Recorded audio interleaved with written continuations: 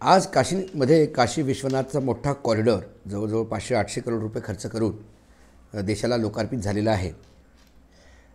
काशी ही फार जुनी वस्ती, म्हणजे देशातल्या फार जुन्या शहरांमधलं काशी हे शहर आहे.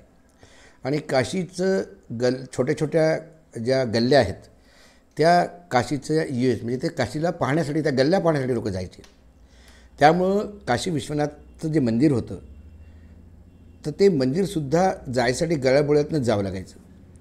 ते छोट्या छोट्या ज्या बोळा होत्या त्यांना मोठं करण्यात आणि एक मोठा एक कॉरिडॉर नरेंद्र मोदींनी घोषित केला आणि तो आज पूर्ण झाला आणि त्याला लोकार्पण केलेलं आहे.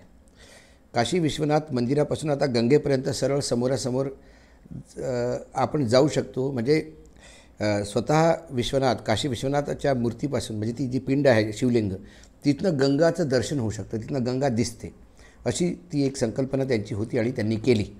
तिथे जवळजवळ 300-350 जुनी घरं होती, ती त्यांनी विकत घेतली. काही लोकांना पैसा दिला, सेटलमेंट केले, त्याच्यावर जवळजवळ 100-150 करोड रुपये खर्च झाले आणि शेवटी हे लोकार्पण झालं. आणि हा जो आयोजन आहे, म्हणजे आता हा जो इव्हेंट आहे तो 3 दिवस चालणार आहे. तिथे सगळ्या मुख्यमंत्र्यांचं एक मोठं संमेलन 3 दिवसाचं तिथे आता सांस्कृतिक कार्यक्रम होणार. त्यानंतर एक दिवस सगळ्या मेयरची कॉन्फरन्स होणार आणि तिथे 12 लाख 11 लाख दिवे लागणार, प्रत्येक घरात दिवा होणार, 7 लाख घरामध्ये प्रसाद वाटला जाणार. काशी विश्वनाथचा हा एक फार मोठा इव्हेंट आहे. असे इव्हेंट जेव्हा लोकार्पण होतात तेव्हा होत असतात, परंतु याला महत्त्व यासाठी कारण उत्तर प्रदेशमध्ये विधानसभाच्या निवडणुकीचं वातावरण तापलं आहे आणि निवडणुका फेब्रुवारीमध्ये आहेत. मार्चमध्ये नवीन विधानसभा बनणार आहे. त्यासाठी नरेंद्र मोदी जवळजवळ आठवड्यातून 2 वेळा उत्तर प्रदेशच्या दौऱ्यावर असतात, हे सगळ्यांनी पाहिलं. आणि आता डिसेंबरमध्ये जवळजवळ त्यांचे 12 ते 15 दौरे म्हणजे येणाऱ्या महिन्यात जानेवारीमध्ये ते सगळे आहेत त्यांचे, डिसेंबरची 15 आणि बाकी राहिलेली जानेवारीमध्ये. तर हा सगळा प्रकल्प याच्यासाठी आहे का हा काशी विश्वेश्वराचा पूर्ण भाग हा पूर्वांचलमध्ये येतो. पूर्वांचल एकेकाळी BJPचा गड मानण्यात आला, परंतु या 4.5 वर्षाच्या ज्या योगीचं राज राहिलं, योगीराज, त्यामध्ये इतकं मिसमॅनेजमेंट आणि कुशासन राहिलं की लोक नाराज आहेत. त्यामुळं याच पूर्वांचल एक्सप्रेसवेवर जेव्हा पंतप्रधानांनी आपलं विमान उतरवलं आणि एक रॅली संबोधित केली, त्या रॅलीसाठी मनरेगाचे लोक आणले गेले, बसी लावल्या गेल्या, त्यांचे लोक सीट्स खाली होत्या, चेअर्स खाली पडलेल्या होत्या, लोक वापस जात होते. हे व्हिडिओ सगळ्यांनी पाहिले. आणि त्याच रोडवर 2 दिवसांनी, म्हणजे एकाच दिवसाच्या अंतरावर, जेव्हा समाजवादी पार्टीचा जो अखिलेश यादव आहे तो जेव्हा रोड शो करतो तेव्हा रात्रभर लोक उभे असतात त्याचा उत्साह वाढवण्यासाठी. आणि ही जी मतदार समोर रस्त्यावर आली ही समाजवादी पार्टीचा कॅडर नव्हता, कारण तिथं त्यांची तो पकड नाही आहे. तरी पण एवढा जनसमुदाय जेव्हा येतो तेव्हा ते कुठेतरी सरकारच्या विरोधी क्रोध दाखवण्यासाठी येत असतो. त्यामुळे पूर्वांचलमध्ये झालं, आणि जो वेस्टर्न UP आहे, पूर्वांचल जो आहे तिथे हे सगळं तुम्हाला सांगितलं. आणि पश्चिमी उत्तर प्रदेश जो आहे तिथे शेतकरी आंदोलनामुळे पूर्णपणे तो बेल्ट हातातनं गेलेला आहे. आणि बुंदेलखंडमध्ये जिथे एक गठ्ठा 18 सीट त्यांना मिळाल्या होत्या मागच्या वेळेला, प्रदेश छोटा आहे परंतु महत्त्वपूर्ण तो पण आहे.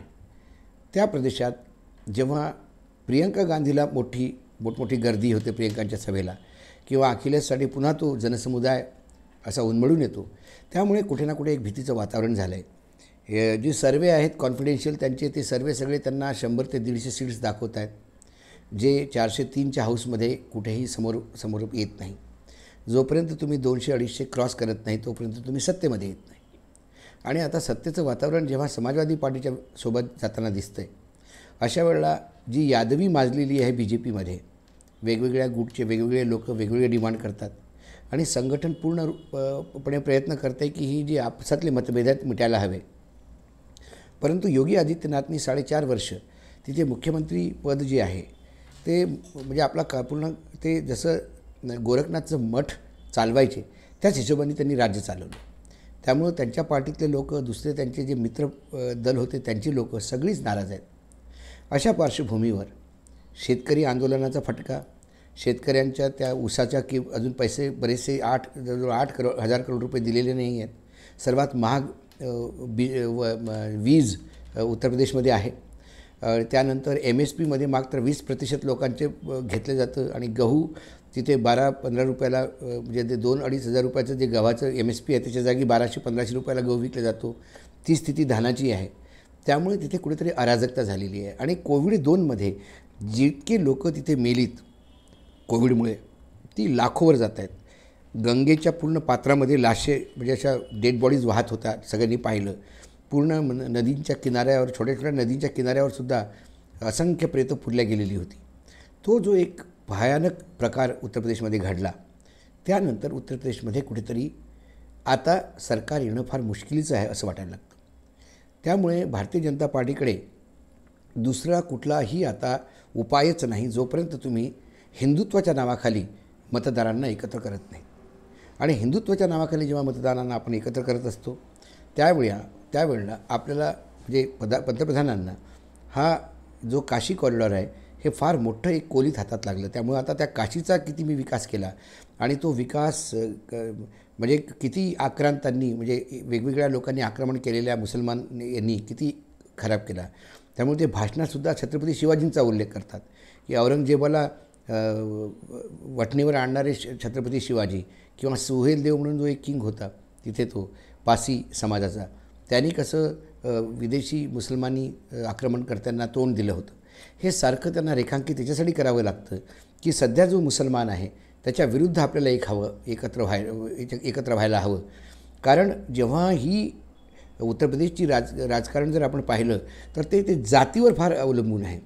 OBC, यादव रहित OBC, जाटव, मल्हा, त्यानंतर मग कुर्मी आणि मग दलित, अतिदलित असे वेगवेगळ्या भागात वाटलेली लोक आहेत. मायावतीने एकेकाळी दलितांच्या नावावरच ॲब्सोल्यूट दलित आणि ब्राह्मण सोशल इंजिनिअरिंगच्या नावावर पूर्णपणे स्वतःच्या भरोश्यावर BSPने 5 वर्ष काढलीत. त्यामुळे आता सगळ्यांना दलितांना जर तुम्हाला एकत्र करायचं असलं तर मग तुम्हाला छोट्या छोट्या दलितांच्या ज्या पार्टीज आहेत त्यांना एकत्र करावं लागतं. त्यातले बरेचसे लोक नाराज आहेत कारण योगी आदित्यनाथच्या पूर्ण 4.5 वर्षाच्या कार्यकाळामध्ये ठाकूरवाद इतका हावी होता. कारण ते स्वतः ठाकूर जातीचे आहेत, ते बिस्ट आहे त्यांचं सरनेम आणि ते उत्तराखंडमधून आलेले आहे, तो परिवार आहे. त्यामुळे तो ठाकूरवाद इतका होता की पूर्ण पोलीस स्टेशनमध्ये सगळे ठाकूर लोक होते आणि त्यामुळे ठाकूरांचा जो अत्याचार आहे दलितांवर खास करून OBCंवर इतका जबरदस्त आहे. मुलींवर होणारे बलात्कार, चोर, खून इतके प्रकार वाढलेले आहेत. त्यामुळे लॉ अँड ऑर्डर नावाची कुठली गोष्टच नव्हती. आणि जे सारखे हे क्लेम करतात की आम्ही माफिया खतम केलं, तो माफिया खतम केलं म्हणजे 3-4 मुसलमान जे डॉन होते त्यांना तुम्ही जेलमध्ये टाकलं, त्यांच्या प्रॉपर्टीज जप्त केल्या, त्यांच्यावर ॲक्शन घेतली. परंतु सर्वात मोठा माफिया म्हणून उत्तर प्रदेश पोलीस समोर आला.